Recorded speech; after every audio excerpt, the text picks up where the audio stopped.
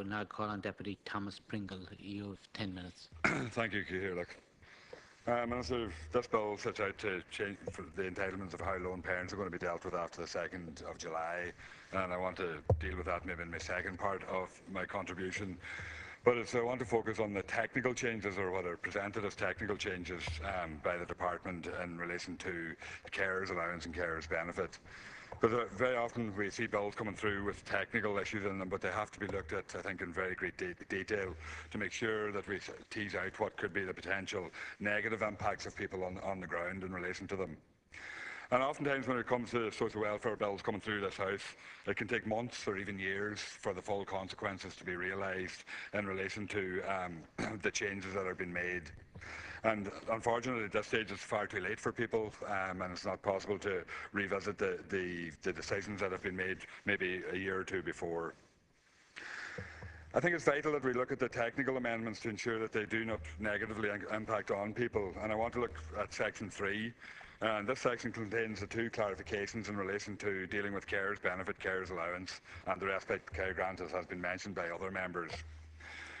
Now, one of the clarifications is to set out circumstances in which a person would be considered as requiring full-time care and attention, and seems to be a shift and a definition to full-time care and attention rather than what is there at the moment in terms of continual supervision and frequent assistance as what is required. And I think that might seem like a technical arrangement, but I think it's a subtle change that will make a significant difference in how applications are actually considered by deciding officers within the department. And I think that's something that really does need to be teased out at committee stage and looked at very seriously. And also then the other changes that the bill clarifies that a deciding officer can take into consideration the evidence provided by the medical assessor and by the certified medical practitioner of the applicant. And that seems to me to be another change that's going to change the emphasis. And my dealings with carers allowance and dealing with constituents in relation to it, you had the means assessment and you had the medical assessment, and if the medical assessor came back approving it and the means were okay, the application was decided.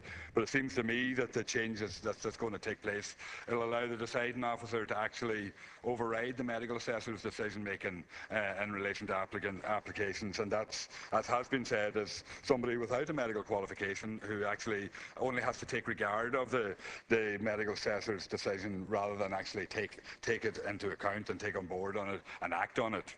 And I think that's very difficult and a very dangerous development that will lead to a lot larger, more refusals. And I also think it means that it allows for a subtle change to take place within the department, maybe an unwritten policy. And I do believe that this is a policy that's been implemented over the last number of years. It's a presumption of refusal on the basis when an application is arrived at in the department, on the basis that, as I'll outline later on the basis that quite a large number of people are unlikely to appeal that decision.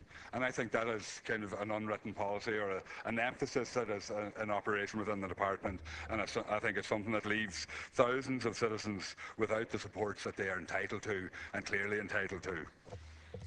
There's a lot of work for somebody who's actually looking to access carers allowance and care system. The medical assessment form on the application process is actually difficult to navigate and very difficult to actually get a full medical report from a GP as well to ensure that the application is made as strong as possible. And there's a certain amount of arbitrary decisions appear to be made within the process itself, and then if the applicants have to go a lot further, getting reports from psychiatric evaluation, school reports, reports from consultants, and the costs involved in that, and having to submit them with their applications as well. And I think then you have this added thing that the deciding officers are getting additional responsibility and additional support, decision-making powers over the medical assessors within the department. And I think that's something that we have to look very seriously at, and will have to be looked at. And I think actually this provision, I would agree with Flack, should be removed completely from the bill. I think that's maybe designed to speed up decision making within the department and deliver quicker decisions, but I think there'll be more wrong decisions will be delivered on foot of it. If you look in 2013, there were 56,000 applications within the Department of Social Welfare that required a medical assessment, while there were only at any one time 21.8 medical assessors working assessing applications, which works out somewhere in the region of about 2,500 applications per assessor per year, which is a huge burden to place on them, and that's what's actually slowing down the decision-making process, rather than making these changes that'll allow deciding officers to overrule medical assessors. So I think we do need to be recruiting more medical assessors, and that does need to take place to ensure that the proper decisions are being taken. But if you're working from a presumption of refusal at the start, you actually don't want to employ more medical assessors. You want to make the technical changes that are included in this bill. And I think, I think it's highlighted particularly by the fact that on refusals, like in the first 10 months of 2013, 8,917 applications for carers allowance were refused, and of those, only 3,426 were appealed. And on the appeals, there's a success rate of over 32% of appeals in relation to carers allowance and carers benefit. So that shows that there's something wrong with the decision-making process, I think, within the department, when there's no way, I believe, that on appeal that many applications should be successful. And based on the 2013 figures, that shows also as well that based on the success rate of the appeals, that over 2,000, almost 2,000 citizens didn't get what they were entitled to in relation to an application they made to the department, just in relation to carers benefit and carers allowance. And the overall figures in 2013 were for 55% of appeals were successful and the decision was overturned of the department. Now that shows to me that there's definitely something wrong within the department. I don't believe that any appeal system, if the application process in the first instance is working properly, I don't think any appeal system should have a 55% success rate. It doesn't make any sense. So I think that's something that needs to be looked at and needs to be dealt with very seriously. And it shows, I think, that the presumption is, as has been said in relation to this bill, that the presumption is a negative at the start of the process, and people have to prove their entitlement on that basis. And that's a shift that has taken place. And I think if you even look at the amount of appeals and how the Social Welfare Appeals Office workload has increased significantly over the last 4 or 5 years, with the volume of appeals, I think, probably tripling. It shows that change has taken place, and now we're going to enshrine it actually in legislation. In relation to the job seekers and the lone parents and the job seekers transitional payment and what's going to happen here on the 2nd of July, I think it has been outlined by a number of members very clearly and very succinctly. But I think from my read of it, it seems to be that only lone parents who are actually in work are going to be penalised. Lone parents who don't have a job at this stage will be as well off as after July.